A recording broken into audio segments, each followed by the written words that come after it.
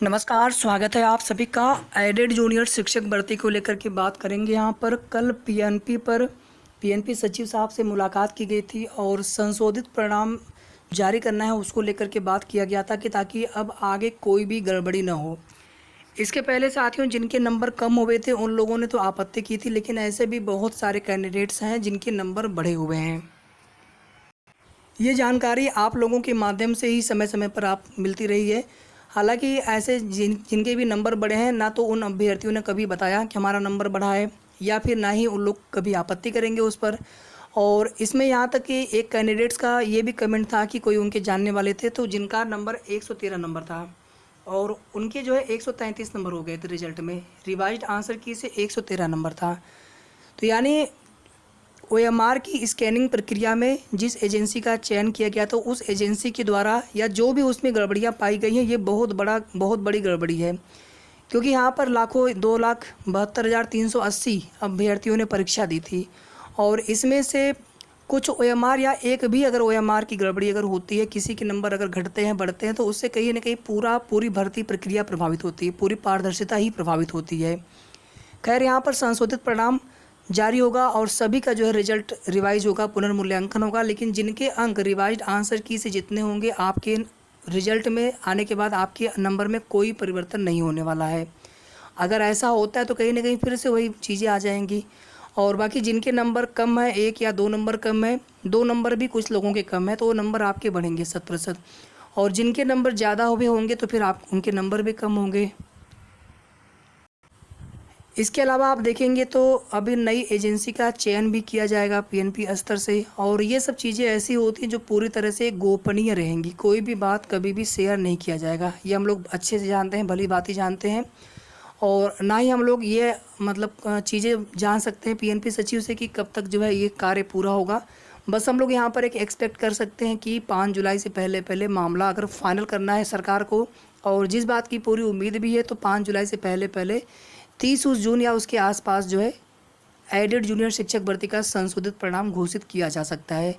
तो लगभग अब हम सभी लोगों को 15-20 दिन का वेट है, लेकिन इसी बीच हमें जो है सीटों की संख्या को लेकर के प्रयास करना है।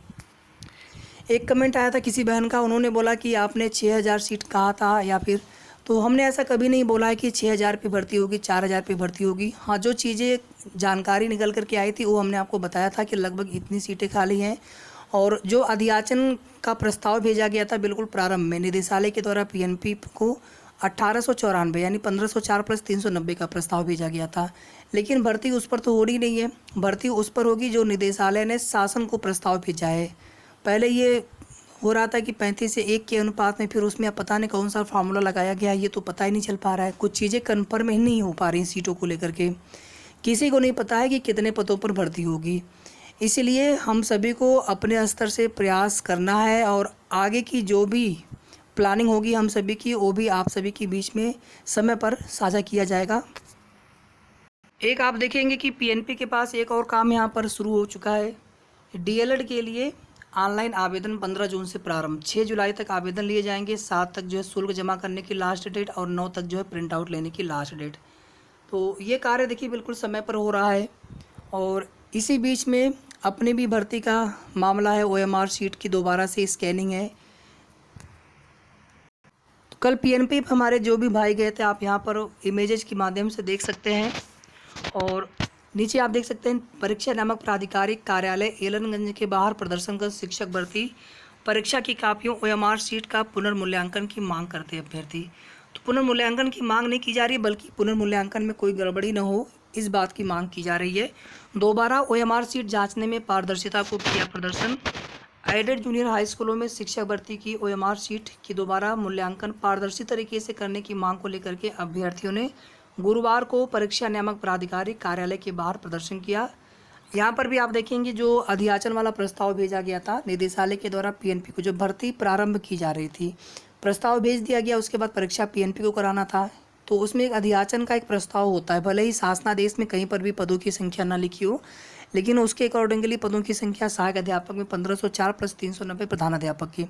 आप लोग इसी को पकड़ के बैठ जा रहे हैं। ये थोड़ी वो पद हैं जिन पर भर्ती होनी है, वो तो किसी को पता ही नहीं। और चूँकि शासनादेश में पदों की संख्या का कहीं उल्लेख नहीं है, कुछ मित्रों का कमेंट था कि नहीं उसमें लिखा हुआ है, तो कहीं नहीं लिखा हुआ है। एक और कमेंट आ रहा था कि फॉर्म में उसमें कहाँ लिखा है कि लास्ट डेट से पहले के सभी डॉक्यूमेंट्स होने चाहिए। तो इस तरह के भी कमेंट होते हैं, जिसका आप क्या जवाब दिया जाए। मतलब ऐसी कोई भर्ती प्रक्रिया ही नहीं है जहाँ पर फॉर्म के भरने के लास्ट डेट के बाद की अर्हता मांगी जाती हो, हमेशा पहले की ही मांगी जाती है। जिस समय हम फॉर्म भर रहे होते हैं उस समय तो डिटेल से भरते हैं। तो थोड़ा सा आप जो चीज़ें हैं आपको नोटिफिकेशन आपको एक बार ज़रूर देख लेना चाहिए, और नोटिफिकेशन पढ़ने के बाद ही हम किसी भी भर्ती के लिए ऑनलाइन आवेदन करते हैं। तो सीटों की संख्या का प्रस्ताव जो निदेशालय ने भेजा होगा शासन को, और शासन जितने पदों पर भर्ती करना चाहेंगे, टीजीटी पीजीटी वाला हमने आपको बताया था कि उसमें जो है लगभग 4500 के आसपास पद थे। 7300 ये सब पद आप कहाँ से आप समझ पा रहे हैं? ऐसे भी कमेंट आपके आ रहे हैं।